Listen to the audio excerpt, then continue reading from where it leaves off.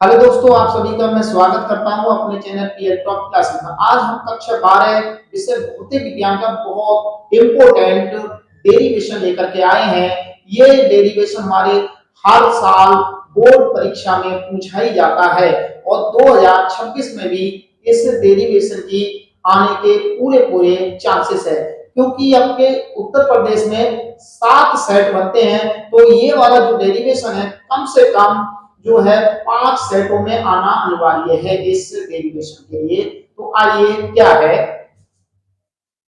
उत्तर गोलीय पृष्ठ द्वारा प्रकाश के अपवर्तन के लिए व्यंजक प्राप्त कीजिए। यह है, कभी कभी ऐसे पूछ लेता है इस क्वेश्चन को लिए, गोलीय पृष्ठ द्वारा प्रकाश के अपवर्तन के लिए सूत्र प्राप्त कीजिए या व्यंजक प्राप्त कीजिए या सूत्र का निगमन किया कीजिए। इन सब का मकसद या अर्थ एक ही है। तो आइए इसको हम शुरू करते हैं। तो सबसे पहले हम लोगों के लिए इसमें क्या कहा है, उत्तल गोलीय पृष्ठ कहा है। तो उत्तल गोलीय पृष्ठ हमने बना लिया है, ये वाला उत्तल गोलीय पृष्ठ है। इस गोलीय पृष्ठ से बाहर इधर वाली साइड का जो है माध्यम वायु है, जिसका विरल माध्यम है, और इसके इधर कांच है जिसका सघन माध्यम बोला जाएगा। और इसका जो वायु का निरपेक्ष अपवर्तनांक बोला जाएगा वो n1 है, और कांच का जो निरपेक्ष अपवर्तनांक है उसे हम n2 बोलेंगे। अब हमने एक इसके स्पर्म कक्ष के साथ जो यहाँ पर हमने जो उत्तल गोलीय पृष्ठ है, यहाँ पर हमारी कोई वस्तु रखी हुई है, इससे प्रकाश की किरण इस प्रकार से जा रही है। यहाँ पर हमने एक अभिलंब बनाया है, और जब कोई प्रकाश की किरण विरल माध्यम से सघन माध्यम में जाती है तो वह अभिलंब की ओर झुक जाती है। तो अभिलंब हमारा ये है, तो अभिलंब की ओर झुककर यहाँ पर आ गए। तो इसका मतलब ये यहाँ पर ये वाली किरण जा रही है वस्तु से, ये दोनों किरणें यहाँ पर मिलेंगी, वहां पर उसका जो है इसका प्रतिबिंब बन जाएगा। ये दोनों किरणें यानी अपवर्तन के पश्चात यहाँ पर मिले तो इसका यहाँ पर जो है, यहाँ पर इसका इमेज बन गई, यानी इसका जो है प्रतिबिंब बन गया। अब ध्यान देना, यहाँ पर एक अवलंब गिरा देते हैं। यहाँ पर इस पॉइंट का नाम एन है। अब जब भी हम दूरियां नापते हैं तो ध्रुव से नापते हैं। किससे नापते हैं? ध्रुव से नापते हैं। अगर हम प्रकाश किरण की दिशा में जाएंगे तो सभी दूरियां हम धनात्मक लेंगे, प्रकाश किरण के विपरीत जाएंगे तो सभी दूरियां हम ऋणात्मक लेते हैं चिन्ह प्रॉपर्टी के अनुसार। तो ध्यान देना, इस वाले पॉइंट का नाम हमने एम दे दिया, और ध्रुव P और N दोनों पास पास हैं। जब भी हमें जरूरत पड़ेगी तो हम P को N भी लिख सकते हैं, N को हम P भी लिख सकते हैं। ध्यान देना, यहाँ पर ध्रुव से वस्तु की दूरी u होती है, लेकिन हम लोग इधर जा रहे हैं और प्रकाश हमारा इधर जा रहा है, तो इसलिए ये वाली दूरी हम जो है माइनस में लेंगे। कहां तक? ध्रुव से नापी जाती है सारी दूरियां। अब ये हमारा वक्रता केंद्र है। अब हम दे रहा कि प्रकाश किरण भी ऐसे जा रही है और हम भी ध्रुव से इधर की ओर जा रहे हैं, तो इसका मतलब ये दूरी हम प्लस में लेंगे। तो ये वक्रता केंद्र की केंद्र से और यहाँ तक की दूरी जो वक्रता त्रिज्या कहलाएगी। और यहाँ पर जो प्रतिबिंब बना है, तो ध्यान देना कि हमारा जो प्रकाश किरण भी ऐसे जा रही है और हम भी ध्रुव से इधर की ओर जा रहे हैं, तो इसका मतलब ये भी दूरी हमको प्लस में ही लेनी है। ये वाली दूरी है यहाँ। अब ध्यान देना कि ये वाली आपतित किरण है और ये वाला हमारा अभिलंब है। यहां पर लिख देते हैं अभिलंब है। आपतित किरण और अभिलंब के जो बीच में कोण होगा उससे हम कहते हैं आपतन कोण। ये वाला हमारा कोण आई हो गया।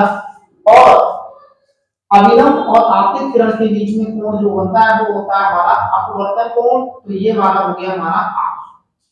ये दोनों ही कोण हमारे परिभाषित हैं। आप इन कोणों की बात आती है और इनको हम, इस वाले को हम अल्फा, इसको हम बीटा और इसको हम गामा।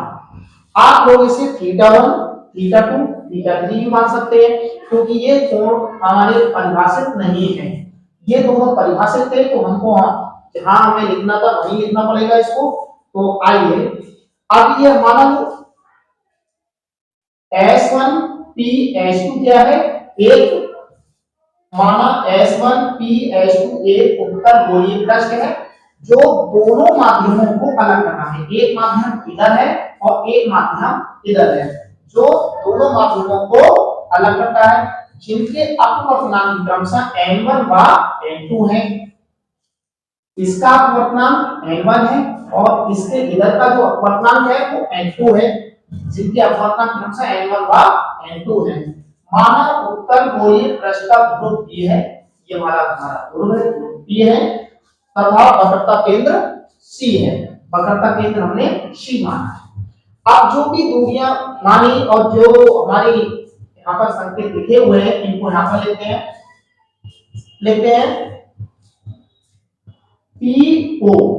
PO बराबर क्या है, इनकी जरूरत पड़ेगी बाद में। PO बराबर है -U, P और C यानी PC बराबर है हमारा प्लस का R है, P और I बराबर है हमारा यानी प्रतिबिंब की दूरी है यानी P। अब हम यहाँ पर स्नेल का नियम लगाएंगे, स्नेल के नियम से।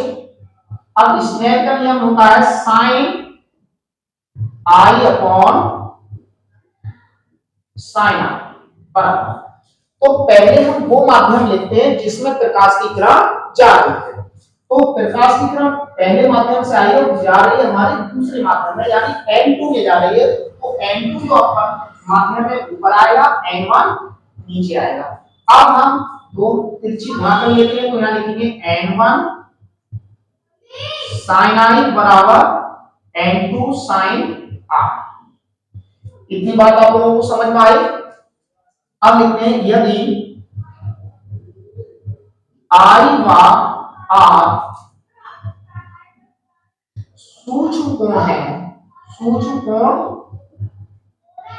तब, तो हम ट्रिग्नोमेट्रिक फंक्शन से यानी sin I को हम I लिख सकते हैं और sin R को हम R लिखेंगे, तो यहां पर लिखेंगे हम sin I बराबर I और sin R बराबर R लिख दिया। अब हमने इनको R लिख दिया,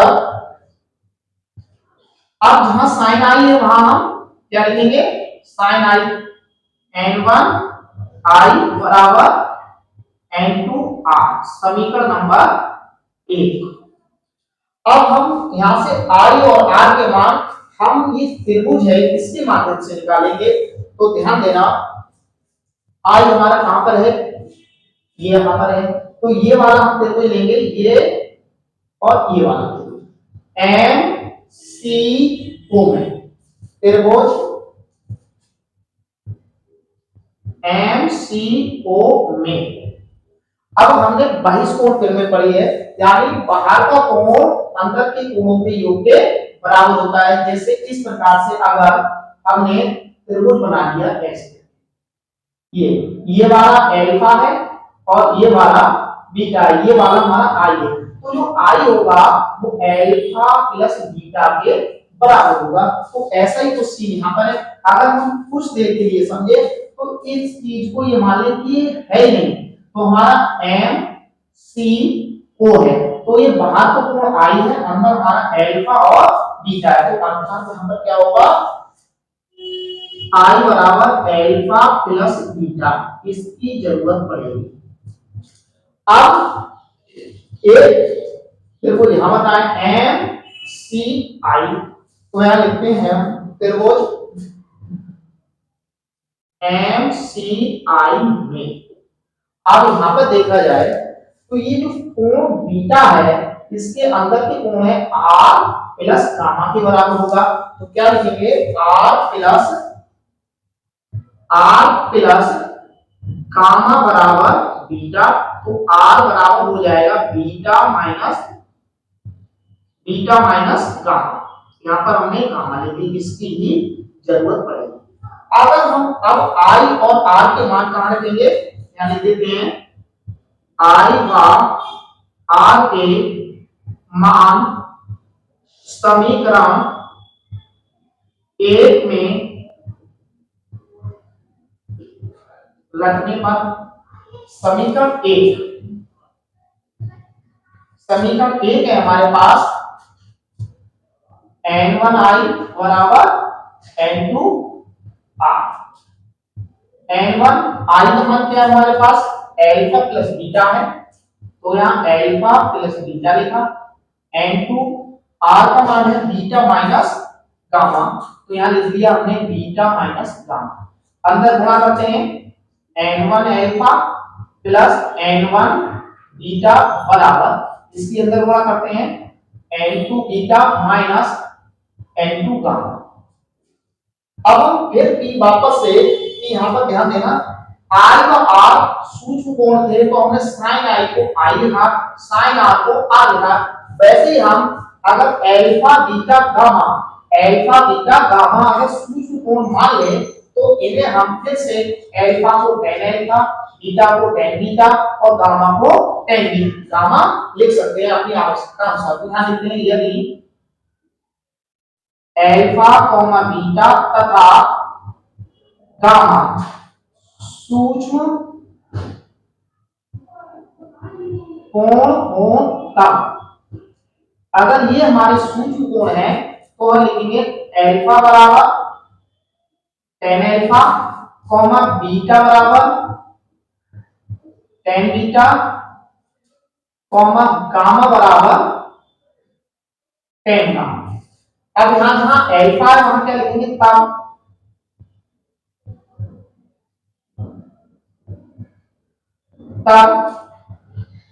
n1 tan अल्फा, अल्फा वहां लिखेंगे tan अल्फा प्लस बीटा वहां लिखेंगे tan beta, n1 tan beta बराबर n2 बीटा है तो वहां tan बीटा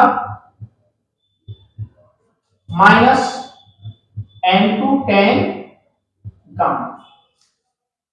इसे समीकरण नंबर 2 देते हैं। अब हमारा सारा खेल है tan अल्फा, tan बीटा और tan गामा। अब देखते हैं कहां आ रहा है, तो यहां पर लिखते हैं त्रिभुज अल्फा हमारा यहां आ रहा है तो m o n, यहां लिखते हैं त्रिभुज m o n में, तो tan अल्फा बराबर ये वाला त्रिभुज बना, तो tan थीटा का सूत्र होता है लंब बटे आधार, तो इसमें लंब हमारा ये है यानी mn और आधार हमारा no है, तो m n बटे no। अब हम एक त्रिभुज और लेते हैं MCN में, त्रिभुज MCN में। अब इस वाले त्रिभुज में बीटा है तो बीटा के सामने भुजा ये है यानी कोण के सामने भुजा हमेशा लंब कहलाती है, ऐसे ही इसके सामने भुजा हमारी ये है तो कोण के सामने भुजा हमेशा लंब कहलाती है, तो tan बीटा बराबर हो जाएगा tan बीटा बराबर mn बटे आधार, आधार हमारा है nc है। अब त्रिभुज तीसरा और लेते हैं, तीसरा त्रिभुज हमारा MIN, त्रिभुज MIN में। अब इसके सामने की भुजा, इस ये रेड वाले से हमें कोई मतलब नहीं है, आप इसके सामने भुजा ये है तो ये हमारा लंब है, तो यहां हो जाएगा tan गामा बराबर mn बटे क्या होगा ni, आधार हमारा ni है ni। अब हम ये मान क्या लिख देते हैं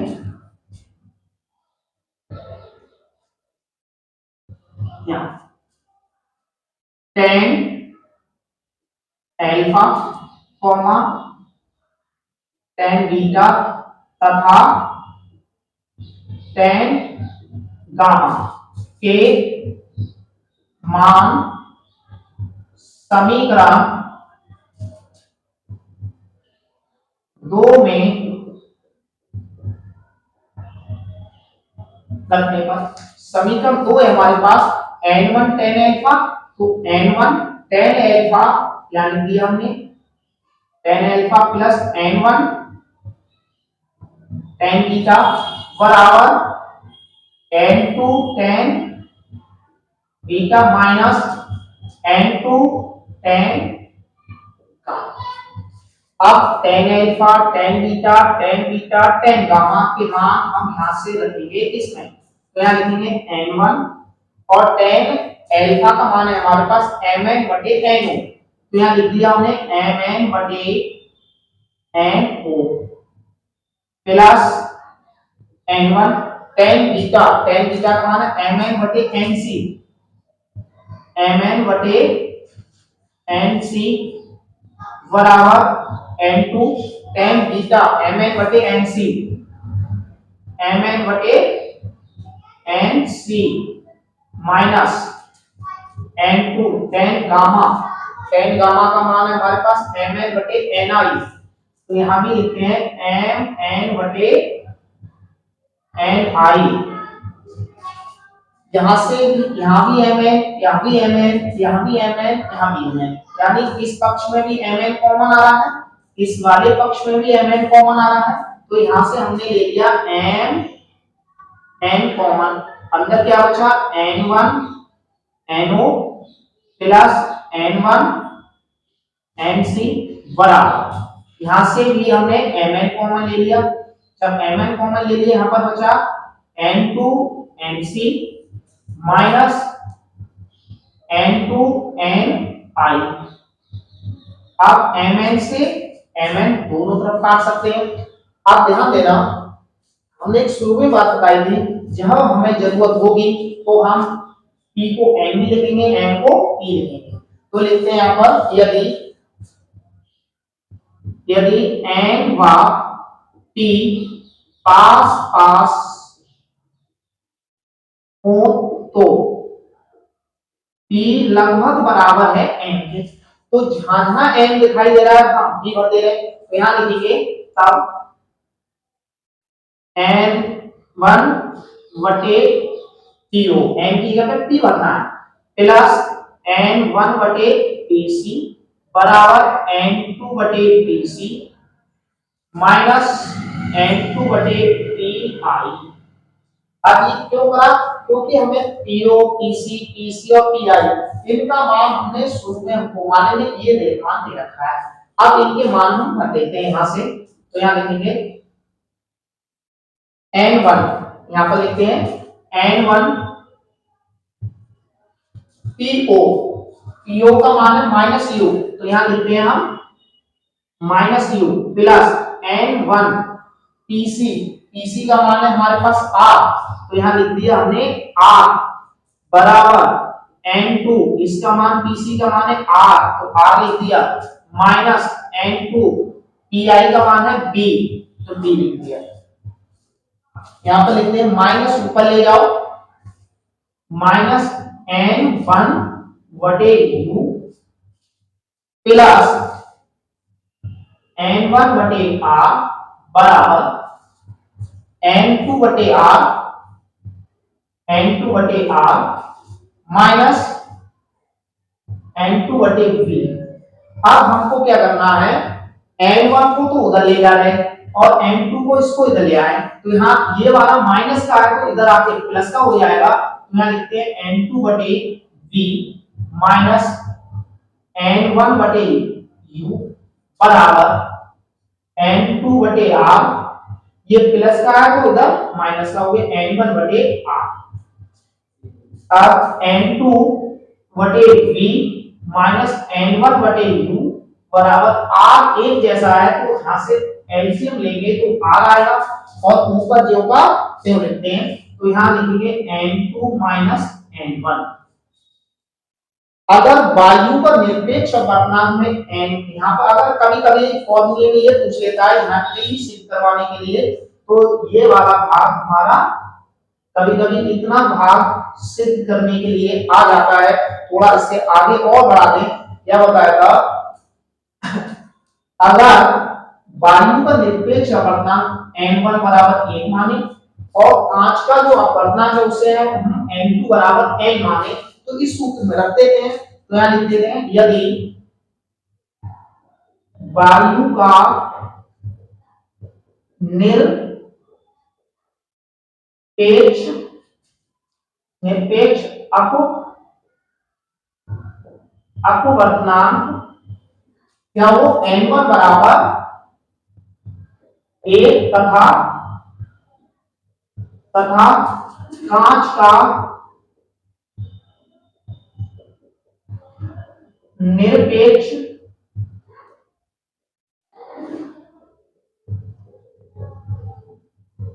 अपवर्तनांक n2 बराबर n, इस वाले फॉर्मूले में ये रख देते हैं। तो यहां लिख देते हैं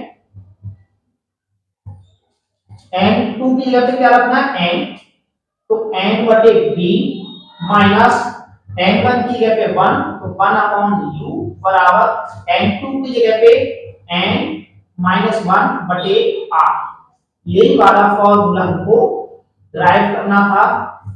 और ये आपको, अगर हमारा ये वाला क्वेश्चन और हमारी वीडियो पसंद आई तो वीडियो को ज्यादा से ज्यादा शेयर करें, लाइक करें, कमेंट करें और चैनल पे नए हो तो चैनल को सब्सक्राइब कर लीजिए।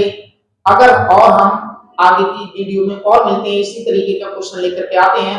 अभी हमने क्वेश्चन कराया आपके लिए उत्तल गोलीय पृष्ठ से, अगला क्वेश्चन लेके आ रहे हैं हम अवतल गोलीय पृष्ठ द्वारा प्रकाश का अपवर्तन। ये दोनों ही क्वेश्चन बहुत ज्यादा इंपॉर्टेंट क्वेश्चन है, क्योंकि परीक्षा में कम से कम 4 या 5 सेटों में से किसी एक 5 सेटों में आते हैं, 7 सेट होते हैं हमारे। तो तब तक जय हिंद, जय भारत।